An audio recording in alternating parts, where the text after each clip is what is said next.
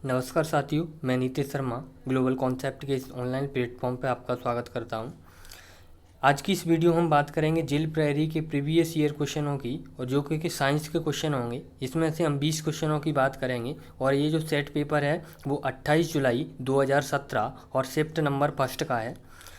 तो आप चलिएगा, टिक करिएगा, और इसके बाद ये भी कमेंट करके बताइएगा कि आपके 20 क्वेश्चनों में से कितने क्वेश्चन सही निकले हैं, और आपकी तैयारी कैसी चल रही है। इसके बाद आप पीडीएफ भी आप इसकी डाउनलोड कर सकते हैं। हमारे टेलीग्राम से जुड़ जाइएगा आप, मैंने उसकी लिंक आपको नीचे डिस्क्रिप्शन में दे दी है। आप वहां से टेलीग्राम से इसकी पीडीएफ ले सकते हैं। तो चलिएगा, आज का क्वेश्चन स्टार्ट करते हैं, जिसमें से पहला क्वेश्चन है, विद्युत धारा उत्पन्न करती है। यानी कि एक विद्युत धारा उत्पन्न करती है, क्या उत्पन्न करती है? रासायनिक प्रभाव उत्पन्न करती है, ऊष्मीय प्रभाव उत्पन्न करती है, उपरोक्त सभी या चुंबकीय प्रभाव उत्पन्न करती है। तो इसका जो राइट आंसर होगा वो होगा आपका, यानी कि ऑप्शन नंबर तीसरा, यानी कि सी राइट आंसर होगा। यानी कि एक विद्युत जो धारा होती है वो इन तीनों को उत्पन्न करती है, रासायनिक प्रभाव भी उत्पन्न करती है, ऊष्मीय प्रभाव भी उत्पन्न करती है, और चुंबकीय प्रभाव भी उत्पन्न करती है। इसीलिए इसका ऑप्शन क्या होगा? All of the above answer हो जाएगा। चलिएगा सेकंड क्वेश्चन की ओर चलते हैं। सेकंड क्वेश्चन है, वायुकोश फेफड़ों के भीतर सूक्ष्म नलिकाओं के रूप में संपन्न होते हैं, कहलाते हैं। यानी कि आपके वायुकोश जो फेफड़ों के अंदर हैं, बहुत छोटी छोटी नलिकाएं होती हैं, उनको हम क्या कहते हैं? तो अब आप वो बताना है आपको। तो कंट कहते हैं, या वायुकूपिकाएं कहते हैं, जिसे एल्वेओली या ब्रैंकाई कहते हैं, या ब्रैंकियोल कहते हैं। तो यानी कि ऑप्शन नंबर इसका जो राइट आंसर होगा वो होगा वायुकूपिकाएं। यानी कि ऑप्शन नंबर बी इसका राइट आंसर होगा। यानी कि हम क्या कहते हैं? एल्वेओली कहते हैं। चलिएगा नेक्स्ट क्वेश्चन बात करते हैं, जो कि क्वेश्चन नंबर थर्ड होगा। थर्ड क्वेश्चन है कि वह प्रक्रिया जिसमें एक से अधिक मैगी धातु को एक सस्ती धातु के ऊपर विद्युत की मदद से निक्षेपित किया जाता है, इसे कहते हैं। यानी कि क्या कहते हैं? विद्युत धातु क्रम कहते हैं, इलेक्ट्रोप्लोटिंग कहते हैं, या इलेक्ट्रो बिनिंग कहते हैं, या इलेक्ट्रो रिफाइनिंग कहते हैं। तो इसका जो राइट आंसर होगा वो होगा ऑप्शन नंबर बी। यानी कि इलेक्ट्रोप्लोटिंग कहा जाता है कब? कि जब एक धातु महंगी हो और एक धातु कैसी हो? सस्ती हो। तो उसके ऊपर महंगी धातु का निक्षेपित यानी कि परत की जाती है, तो इसे क्या कहते हैं? इलेक्ट्रोप्लोटिंग कहा जाता है। चलिए क्वेश्चन नंबर 4 की ओर चलते हैं। क्वेश्चन नंबर 4 है, भिन्न भिन्न रंगों का प्रकाश जब वायु से होकर संचारित होता है। यानी कि जब अलग अलग रंग का प्रकाश वायु से होकर संचारित होता है या वायु से होकर गुजरता है, तो क्या होता है? ये आपको बताना है कि ध्वनि के वेग से गुजरता है, वायु के वेग से, भिन्न भिन्न वेग से, या समान वेग से। तो इसका जो राइट आंसर होगा वो होगा ऑप्शन नंबर, यानी कि डी राइट आंसर होगा। यानी कि समान वेग से गुजरने का काम करता है। नेक्स्ट क्वेश्चन देखते हैं। नेक्स्ट क्वेश्चन है, सीवर पाइप बने होते हैं। यानी कि जो सीवर पाइप होते हैं वो किसके बने होते हैं? ऑप्शन नंबर फर्स्ट है कास्ट आयरन के, सेकंड है इनमें से कोई नहीं, थर्ड है कॉपर के, फोर्थ है एल्यूमिनियम के। तो इसका जो राइट आंसर होगा वो होगा कि सीवर पाइप कास्ट आयरन के बने होते हैं। यानी कि इसका राइट आंसर क्या होगा? कास्ट आयरन के बने होते हैं। नेक्स्ट क्वेश्चन देखते हैं, एक सतह को दूसरी सतह पर फिसलने की पर गति का विरोध करने वाला बल क्या कहलाता है? यानी कि जब एक सतह से आप दूसरी सतह पर फिसलने पर गति जो होती है उसका जो विरोध करता है, यानी कि आपको रोकता है, उसे हम क्या कहते हैं? बॉल बेयरिंग कहते हैं, या स्नेहकता कहते हैं, या घर्षण कहते हैं, या न्यूटन कहते हैं। तो न्यूटन तो इसका आंसर हो नहीं सकता, क्योंकि ये बल का मात्रक है, तो ये तो हट गया। यानी कि क्या होगा इसका आंसर? तो घर्षण इसका राइट आंसर होगा। यानी कि ऑप्शन नंबर 3 यानी कि राइट आंसर है। नेक्स्ट क्वेश्चन की ओर चलते हैं। नेक्स्ट क्वेश्चन है, विलयन के उस पीएच मान को क्या कहा जाता है जब विद्युत क्षेत्र के प्रभाव में ध्रुवीय अमीनो अम्लों का अभिगमन नहीं होता है?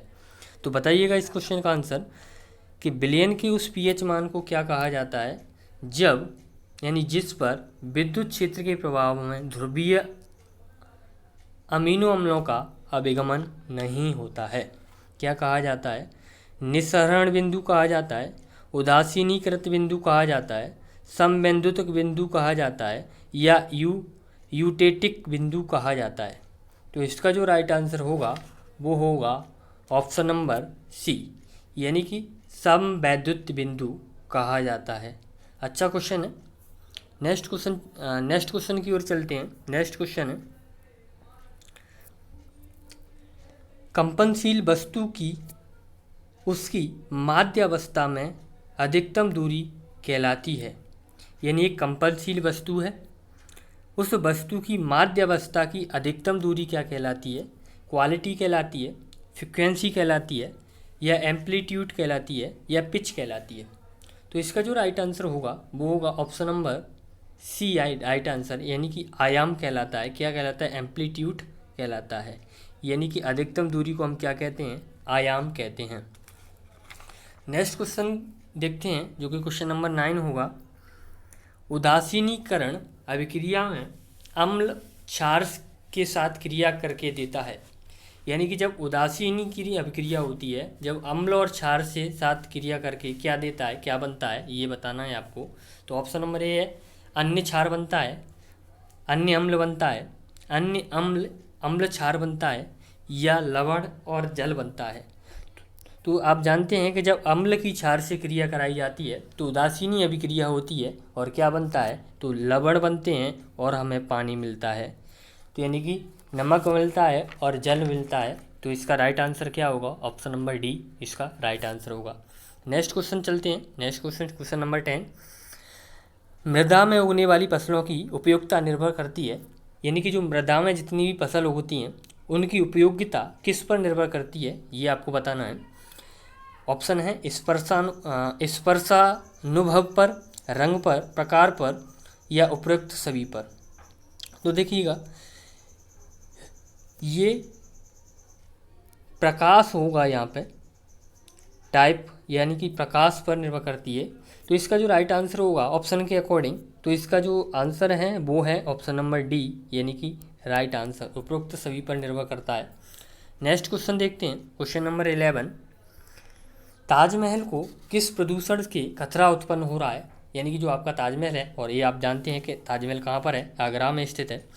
और ताजमहल को जो खतरा उत्पन्न कर रहा है वो कौन कर रहा है, ये बताना है आपको। कार्बन डाइऑक्साइड कर रहा है, सल्फर डाइऑक्साइड कर रहा है, या क्लोरीन कर रहा है, या ऑक्सीजन कर रहा है? तो सबसे ज़्यादा जो खतरनाक है वो है यानी कि सल्फर डाइऑक्साइड, और सल्फर डाइऑक्साइड का फार्मूला आपके सामने दिया है SO2। नेक्स्ट क्वेश्चन देखते हैं। परमाणुओं के किस समूह की परमाणु त्रिज्या समान होती है? यानी कि वह बताने हैं जिसकी परमाणु त्रिज्या क्या हो, समान हो। तो इसमें 4 ऑप्शन दिए हैं, सोडियम, पोटेशियम, रुबिडियम, स्कैंडियम। दूसरा ऑप्शन है लिथियम, बेरिलियम, बेरियम, कार्बन। तीसरा ऑप्शन है लोहा, कोबाल्ट, निकिल। चौथा ऑप्शन है फ्लोरीन, क्लोरीन, ब्रोमीन और आयोडीन। तो इसका जो राइट आंसर होगा वो होगा ऑप्शन नंबर तीसरा राइट आंसर होगा, यानी कि option number C right answer होगा। को इसकी परमाणु त्रिज्या समान होती है, तो लोहे की, कोबाल्ट की और निकिल की परमाणु त्रिज्या समान होती है। इसका राइट आंसर क्या होगा? ऑप्शन नंबर तीसरा राइट आंसर होगा। नेक्स्ट क्वेश्चन चलते हैं। नेक्स्ट क्वेश्चन है, दो भिन्न जीवों के बीच संबंध जिसमें दोनों लाभान्वित होते हैं, यानी दोनों को प्रॉफिट होता है, ये आपको बताना है। ऐसे दो जीव जो आपस में संबंध रखते हैं और जिसके कारण दोनों को क्या मिलता हो, लाभ मिलता हो, क्या कहलाते हैं? तो परजीवी कहलाते हैं, सहजीवी कहलाते हैं, पोषण कहलाते हैं, या मृतोपजीवी कहलाते हैं, ये आपको बताना है। नेक्स्ट इसमें जो राइट आंसर होगा इसका वो होगा सहजीवी, यानी कि सिम्बायोसिस कहलाते हैं। तो यानी कि इसका जो राइट आंसर है वो है option number B right answer, यानी कि सहजीवी, यानी कि जैसे आपने देखा होगा लाइकेन, जो कि कवक और शैवाल के दोनों आपस में सहजीवी जीवन जीते हैं। तो नेक्स्ट क्वेश्चन है इसका, नेक्स्ट क्वेश्चन नंबर 14, घर्षण बल निम्न में से बढ़ने के साथ साथ बढ़ते हैं, यानी कि किसके बढ़ने से साथ साथ बढ़ता है? घर्षण बल निम्न के बढ़ने के साथ साथ बढ़ते हैं, किसके साथ साथ बढ़ते हैं, ये आपको बताना है। तो पहला ऑप्शन दिया इनमें से कोई नहीं, पहला ऑप्शन नहीं दिया इनमें से कोई नहीं, तो ये तो हो नहीं सकता है, क्योंकि आगे देखते हैं। व्यापम का ये एक अलग ऑप्शन बनाने का रूल है कि इनमें से कोई नहीं पहले या दूसरे स्थान पर ही रख देता है। ऑप्शन नंबर बी है सतह के चिकनेपन से, ऑप्शन नंबर सी है सतह के खुरदरेपन से, और ऑप्शन नंबर डी है दो पिंडों की मध्य दूरी से। तो इसका जो राइट आंसर होगा वो होगा ऑप्शन नंबर सी, यानी कि घर्षण बल किसके बढ़ने से बढ़ता है, तो सतह के खुरदरेपन से बढ़ने से क्या हो जाता है, बढ़ जाता है। नेक्स्ट क्वेश्चन देखते हैं। एक परावर्तक सतह अंदर की ओर वक्रीय होती है, वह निम्न दर्पण है। यानी कि एक परावर्तक सतह जो अंदर की ओर वक्रीय है, यानी कि कैसी है, अंदर की ओर वक्रीय है इस प्रकार से। तो आपको बताना है वह किस प्रकार का दर्पण होगा, कॉन्वेक्स होगा, कॉनकेव होगा या प्लेन होगा, मिरर बताना है। तो आप जानते हैं कि इसका जो राइट आंसर होगा वो होगा अवतल दर्पण। यानी कि कैसा दर्पण, यानी कि हमेशा कॉनकेव यानी कि जो अंदर की ओर क्या है, वक्री है, उस वो होता है हमेशा क्या कहता है, अवतल दर्पण होता है। अगर इसकी हम बाहरी सतह पर पॉलिश कर दें तो क्या बन जाता है, ये आप कमेंट करके बताइएगा। ये सिंपल सा क्वेश्चन है। नेक्स्ट क्वेश्चन देखते हैं। गेहूं में लाल किट्टा रोग, काला किट्टा रोग, गेहूं में काला किट्टा रोग उत्पन्न होता है, किसकी वजह से उत्पन्न होता है, ये आपको बताना है कि गेहूं में जो काला किट्टा रोग होता है वो किसकी वजह से उत्पन्न होता है। ऑस्ट्रेलियागो द्वारा, राइजोपस द्वारा, पिक्सनिया द्वारा या पेनिसिलियम द्वारा। तो इसका जो राइट आंसर होगा वो होगा ऑप्शन नंबर सी, यानी कि जो काला किट्टा रोग होता है गेहूं में, ये होता है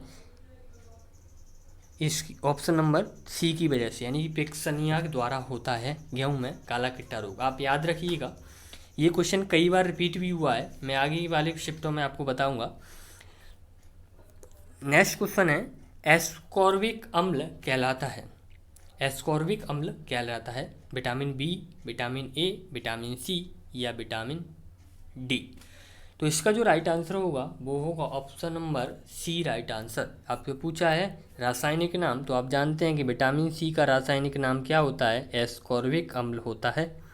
अगर विटामिन ए की बात करें तो रेटिनॉल, विटामिन डी की बात करें तो कैल्सीफेरॉल इसके रासायनिक नाम है।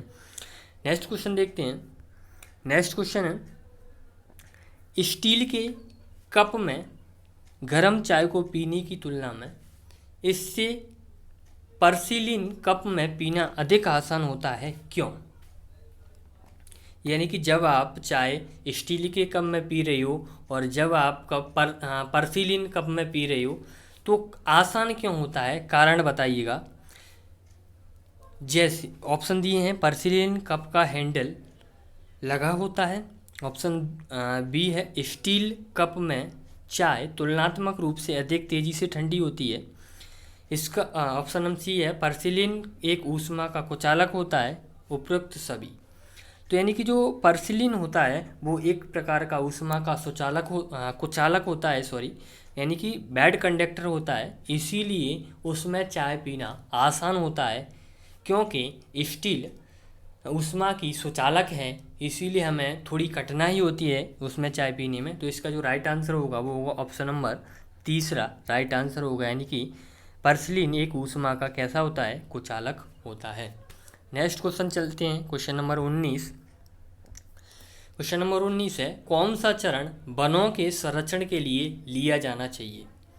यानी कि कौन सा चरण जो है वो वनों के संरक्षण के लिए हमें लेना चाहिए।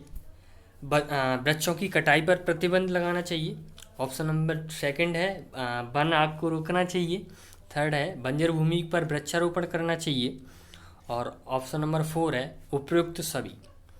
तो देखिएगा, इसका जो राइट आंसर होगा वो आप नॉर्मली सोचकर भी बता सकते हो, क्योंकि संरक्षण करना है हमें तो वनों की कटाई पर भी रोक लगानी चाहिएगा, वनों की आग को भी रोकना चाहिएगा, और बंजर भूमि जो होती है उसमें हमें वृक्षारोपण भी लगाना चाहिए। तो इसका जो राइट आंसर होगा वो क्या हो जाएगा, ऑल ऑफ दीज हो जाएगा, उपरोक्त सभी इसका राइट आंसर होगा। चलिएगा, आज का लास्ट क्वेश्चन है, एसिटिक अम्ल किसके द्वारा उदासीनीकृत होता है। यानी कि जो एसिटिक अम्ल है ये किसके द्वारा उदासीनीकृत होता है, यानी कि न्यूट्रल हो जाता है, किसके मिलाने से हो जाता है। पहला ऑप्शन है सोडियम हाइड्रोक्साइड से, दूसरा ऑप्शन है नाइट्रिक अम्ल से, तीसरा ऑप्शन है सल्फ्यूरिक अम्ल से और चौथा ऑप्शन है सिट्रिक अम्ल से। तो किसके मिलाने से ये उदासीन हो जाता है, तो इसका जो राइट आंसर होगा वो होगा सोडियम हाइड्रोक्साइड। सोडियम हाइड्रोक्साइड इसका क्या हो जाएगा, यानी कि इसके मिलाने से ये न्यूट्रल हो जाएगा। तो आज के लिए यानी कि ये 20 क्वेश्चन साइंस के आप कमेंट करके बताइएगा कि एसिटिक अम्ल का फॉर्मूला क्या होता है, क्योंकि मैंने आपको जो MCQ केमिस्ट्री के कराए थे उसमें मैंने फार्मूला बताया था एसिटिक अम्ल के बारे में, और कितना % इसमें पानी होता है, कितने % इसमें अन्य पदार्थ होता है, वो आप कमेंट करके बताइएगा। और आपको वीडियो कैसी लगी ये भी कमेंट करके बताइएगा। अगर वीडियो अच्छी लगी हो तो लाइक करें, शेयर करें दोस्तों के साथ, और आप इसकी PDF टेलीग्राम ग्रुप से ले सकते हो। मैंने उसकी नीचे लिंक दे दिया है, आप वहाँ से जाके ज्वाइन करिएगा, वहाँ से PDF लीजिएगा। तो आज के लिए इतना ही, मिलते हैं बहुत जल्द इसके सेकंड पार्ट में, यानी कि जो 18 जुलाई को ही सेकंड वाली शिफ्ट हुई थी उसके पेपर के बारे में डिस्कस करेंगे हम। तो आज के लिए धन्यवाद।